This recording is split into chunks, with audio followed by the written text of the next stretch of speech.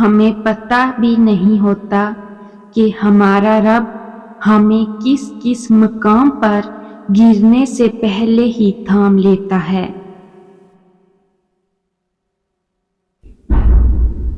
حاصل کرنے کے لیے خدا کی عبادت نہ کرو، بلکہ اسے راضی کرنے کے لیے اس کی عبادت کرو، کیونکہ اگر وہ راضی ہے تو وہ تمہیں اپنے تحفوں سے حیران کر دے گا۔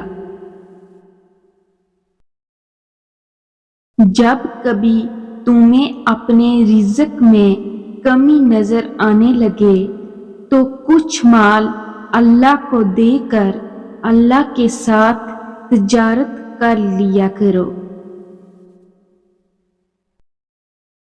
اللہ تعالیٰ فرماتا ہے کہ میں تمہاری تقدیر اتنی دفعہ بدل سکتا ہوں جتنی دفعہ تم میرے آگے ہاتھ پھیلاؤ گے۔